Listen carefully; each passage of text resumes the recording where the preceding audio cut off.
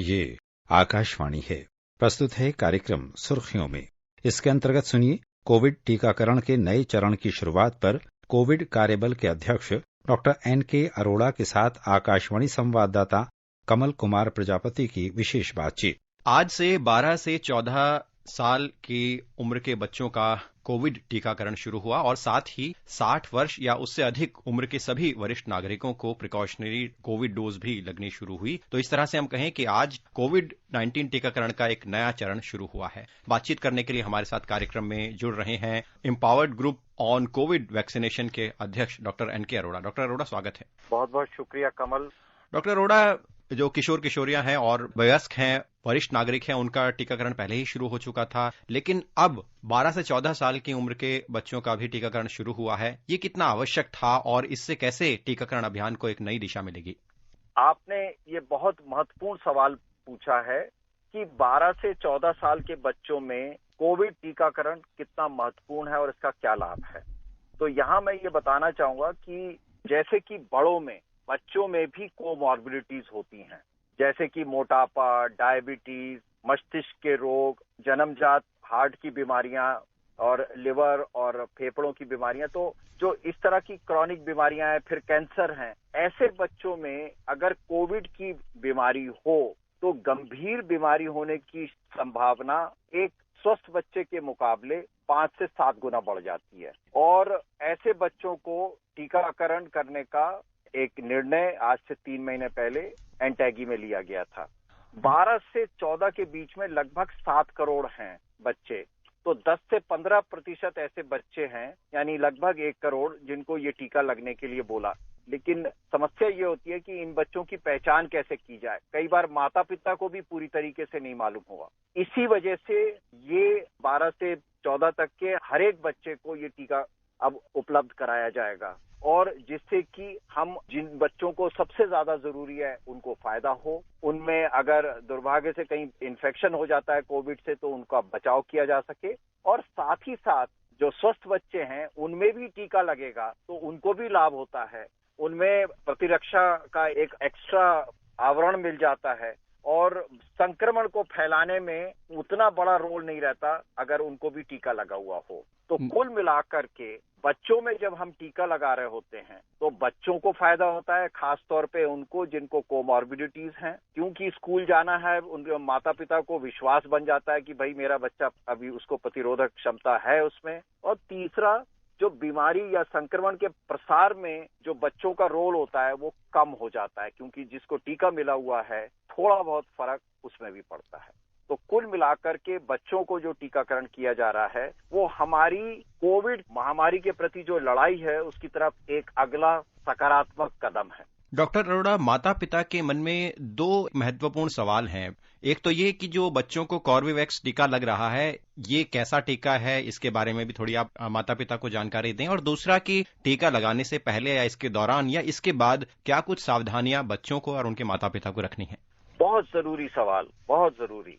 सबसे पहले मैं अपने सारे श्रोताओं को, खास तौर पे 12 से 14 साल के बच्चों के जो माता पिता हैं, उनको आश्वस्त करना चाहूंगा कि कॉर्बेवैक्स एक बिल्कुल सुरक्षित वैक्सीन है, टीका है, और साथ ही साथ बहुत प्रभावी टीका है। उससे जो एंटीबॉडीज प्रोड्यूस होती हैं वो बहुत अधिक मात्रा में होती हैं और बड़ों के मुकाबले ज्यादा होती हैं।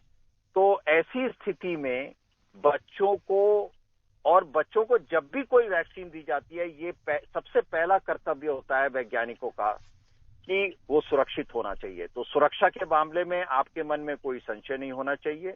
और दूसरा, ये वैक्सीन बहुत प्रभावी है और बहुत अच्छी मात्रा में एंटीबॉडीज या प्रतिरक्षा करने वाला प्रोटीन पैदा होता है शरीर में। दूसरा, इसका एक उदाहरण और है जो हमारे बच्चों में पिछले 30-40 साल से इस्तेमाल हो रहा है। हेपेटाइटिस बी, जो जॉन्डिस की जो वैक्सीन है हेपेटाइटिस बी की, वो वैक्सीन का बनाने का तरीका और ये कार्बोवैक्स वैक्सीन बनाने का तरीका एक जैसा है।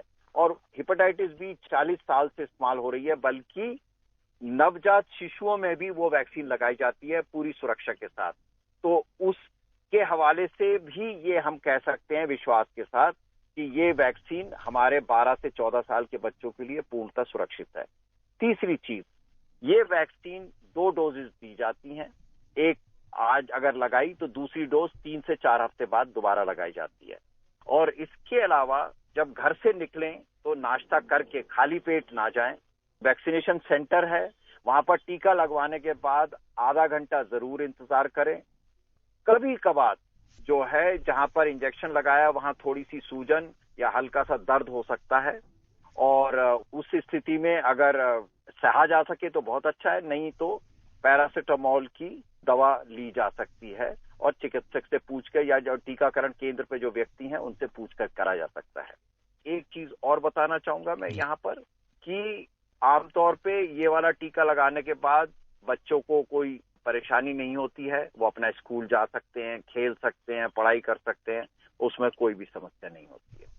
लबोलबाब ये कहना चाहूंगा मैं कुल मिलाकर के कि ये बिल्कुल पूर्णतः सुरक्षित टीका है और बहुत प्रभावी टीका है।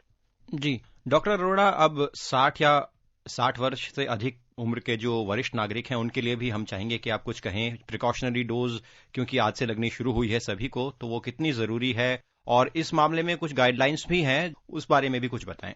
तो यहाँ पर ये दोनों निर्णय जो लिए गए हैं आपस में जुड़े हुए हैं। जैसा कि आपको याद होगा 3 जनवरी से वरिष्ठ नागरिकों को प्रिकॉशनरी डोज लगाने के लिए कहा गया है, लेकिन समस्या ये है कि उसमें ये भी कहा गया था कि कोमॉर्बिडिटी वाले वरिष्ठ नागरिकों को टीका लगाया जाएगा। पिछले 2 महीने का जो 2.5 महीने का जो अनुभव है वो कहता है कि वरिष्ठ नागरिकों में ये एक गति बहुत सुस्त थी, वो लोगों को समझ नहीं आता कि कोमॉर्बिडिटी किसकी है, और यही कारण है कि 60 साल से हर एक व्यक्ति को अब टीकाकरण करने के लिए आमंत्रित किया जा रहा है, जिससे कि जिन लोगों को सबसे ज्यादा फायदा होगा वो छूट ना जाए। तो इस बात को सोचते हुए सभी वरिष्ठ नागरिकों को अब ये टीका मिल सकेगा। कोमॉर्बिडिटी हो या ना हो, ये अत्यंत है कि वो आवश्यक है कि लगाएं, क्योंकि ये देखा गया जो हमारे पिछले 2 साल का अनुभव है कि 70%, 3/4 जो मृत्यु होती है वो 60 साल से ऊपर में अगर कोविड हो तो उसमें होती है। तीसरी चीज कि जिस तरीके से पहले टीकाकरण के लिए अपना रजिस्ट्रेशन कोविन में करा सकते हैं, नहीं तो ज्यादातर अब आजकल जो टीकाकरण केंद्र है वहां पर आराम से आपको स्लॉट मिल सकता है। आप जब समय हो चले जाइए और अपना टीका लगवा लीजिए, और वहां पर आधा घंटा जरूर इंतजार करना होता है क्योंकि कभी कभार उससे रिएक्शन हो सकता है, और वरिष्ठ नागरिकों को उसी समय वहां पर चिकित्सक सेवा दी जा सकती है। आखिरी सवाल डॉक्टर अरोड़ा, इंट्रानेजल वैक्सीन का सबको इंतजार है, तो हमारे श्रोता भी जानना चाहेंगे कि ये कब तक उपलब्ध होगी, और माना जा रहा है कि बूस्टर डोज में इसकी बड़ी भूमिका होने वाली है। हम सब भारतीयों के लिए गर्व की बात है कि दुनिया का पहला इंट्रानेजल वैक्सीन यानी नोज ड्रॉप्स की तरह ये वैक्सीन देने वाली है, और जो शुरुआती वैज्ञानिक आंकड़े हैं वो बहुत उत्साहजनक हैं, और हमें लगता है कि अगले 2 महीने में ये वैक्सीन उपलब्ध हो जानी चाहिए सबके लिए इस्तेमाल करने के लिए। तो हम इसका इंतजार करते हैं, क्योंकि इसकी कार्य करने की जो प्रक्रिया है, जो तरीका है, वो और वैक्सीन के मुकाबले अलग है। वायरस हमारी नाक से होता हुआ हमारे फेफड़ों में जाता है, कोरोना वायरस, और वहीं पे प्रतिरक्षा पैदा करने के लिए ये नेजल वैक्सीन का आविष्कार किया गया है, और हमें उम्मीद है कि इसका बहुत लाभ रहेगा। जी डॉक्टर अरोड़ा, आप हमारे साथ जुड़े और आपने बड़ी महत्वपूर्ण जानकारियां हमारे श्रोताओं के साथ साझा की। हमसे जुड़ने के लिए आपका बहुत बहुत धन्यवाद। धन्यवाद। अभी आप सुन रहे थे कोविड टीकाकरण के नए चरण की शुरुआत पर कोविड कार्यबल के अध्यक्ष डॉक्टर NK अरोड़ा के साथ आकाशवाणी संवाददाता कमल कुमार प्रजापति की विशेष बातचीत। ये कार्यक्रम आकाशवाणी के समाचार सेवा प्रभाग द्वारा प्रस्तुत किया गया। इसे आप हमारे mobile app news on AIR और YouTube channel news on AIR official पर भी सुन सकते हैं।